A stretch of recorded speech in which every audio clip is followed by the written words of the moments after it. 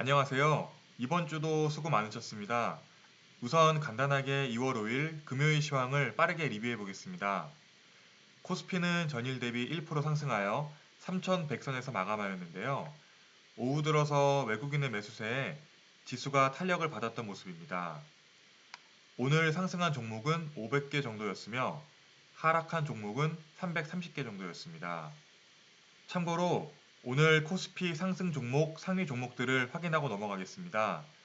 상위 10개만 뽑았는데요. 오늘 이재명 주인 성한이 29% 상승하였습니다. 성한그룹 부사장이 이재명 경기지사와 같은 중앙대를 졸업했다는 이유가 크게 부각이 되었는데요.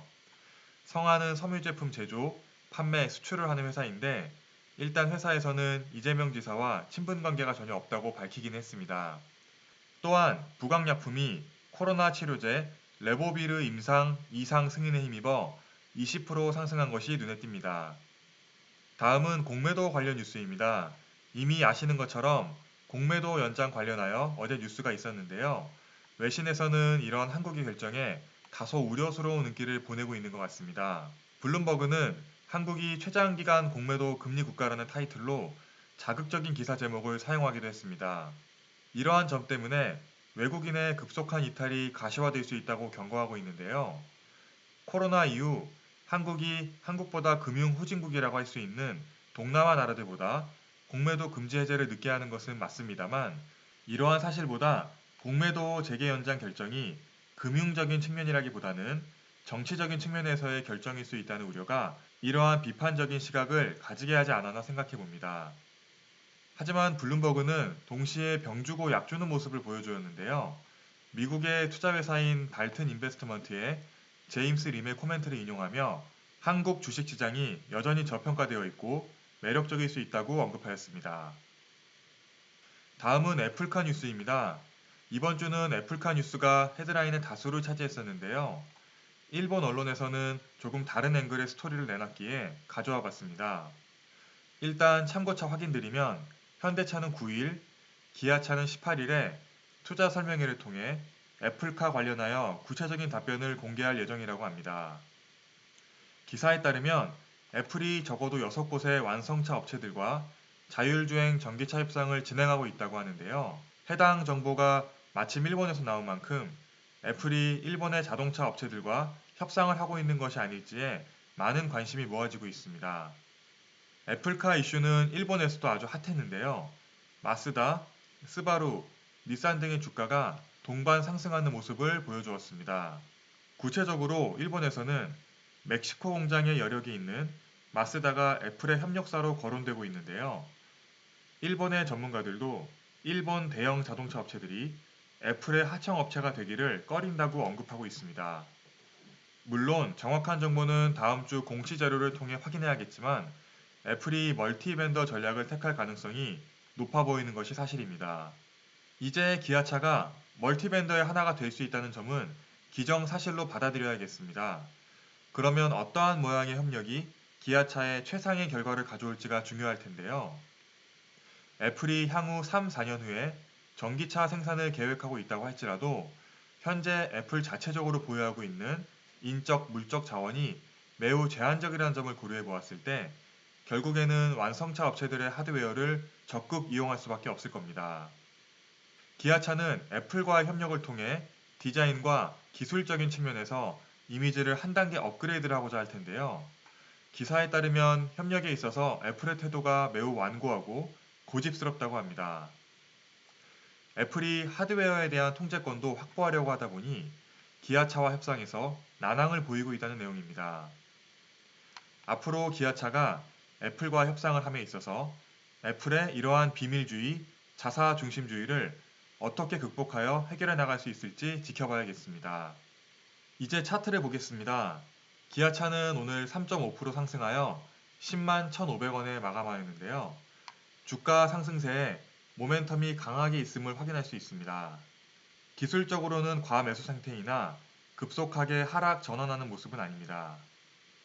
주가의 10일 이평선이 아주 견고한 서포트 역할을 하여 한 번 더 힘있게 상승하는 모습을 보여주고 있습니다. 확실히 현재 흐름은 아주 건강해 보입니다. 1월 초에 상승할 때는 상승세에 대한 의구심이 있었을 수도 있겠지만 현재 차트는 당시의 상승세를 발판 삼아 추가 상승을 시도하는 모습입니다. 물론 18일 회사가 공시하는 내용을 자세히 들어봐야겠지만 그 전까지는 마켓의 기대감이 주가를 잘 이끌어주고 있는 상황입니다. 수급을 살펴보면 외국인들이 대체로 순매도를 유지해온 것을 알 수 있습니다. 외국인의 지분율은 연말 이후 꾸준히 하락하고 있는데요. 외국인의 매도에는 특별한 이유는 없어 보입니다. 다만 1월 초에 개인들의 매수세 속도가 워낙 빨라서 속도 측면에서 상대적으로 외국인과 기관들의 참여가 느려졌을 것으로 생각합니다. 다음은 현대차입니다. 현대차는 지금 상승에 대한 확신이 좀 부족해 보이는데요. 현재 가격대에서 이평선들이 서로 교차하면서 좀 심란한 모습입니다. 상승해도 될 것 같은데 최근의 하락세가 계속 신경이 쓰이는 그런 상황으로 묘사할 수 있을 것 같습니다. 거래량은 아주 침착합니다. 크게 동요가 없는데요. 여기서 주가가 어느 방향이든지 좀 강하게 나아가지 못하면 짧게라도 횡보장으로 들어갈 수도 있을 것 같습니다. 모멘텀 지수를 봐도 지금 가격 움직임에 확실한 방향성이 부족한 모습입니다. 다만 상승에 대한 의지가 견고하여 쉽게 추가 하락을 용인하지는 않을 것 같은데요. 기아차와 모비스가 상승세를 이어간다면 현대차는 따라가는 모습을 보일 것으로 기대합니다. 수급상으로는 이번 주 한 주 동안 외국인의 매수세가 주가를 지지하였던 것으로 풀이됩니다. 마지막으로 삼성전자입니다. 삼성전자는 상승 모멘텀을 잃은 상황입니다. 이평선들의 기울기가 수평에서 약간 아래쪽으로 기울고 있는 점이 우려되는데요. 모멘텀 측면에서도 하락세 속에 반등을 시도했다고 볼 수 있지만 일단 힘이 좀 빠진 것으로 보입니다. 5일 이평선이 이렇게 계속 아래를 향하고 있다면 하락세가 드라마틱하게 반전되기가 좀 더 힘들 수도 있다고 봅니다. 거래량 역시 그 정도는 작지만 하락세를 보이고 있는 점도 확인됩니다. 삼성전자를 가지고 계신 분들 모두 생각이 많으신 것이 이렇게 표현되는 것 같습니다. 제 생각엔 지금 삼성전자가 포모의 함정에 빠진 것이 아닌가 생각이 듭니다. 분명히 상승할 것 같은데 주가가 하락을 하니 투자자분들이 이도저도 못하는 상황일 것 같습니다. 지금 삼성전자에게 필요한 것은 대형 호재라고 봅니다. 주가를 한 번에 힘차게 캐리할 수 있는 그런 재료가 필요해 보이는데요. 개인적으로는 M&A나 추가적인 공장 증설과 같은 빅뉴스가 그러한 역할을 할 수 있다고 생각합니다. 오늘 영상은 여기서 마치겠습니다.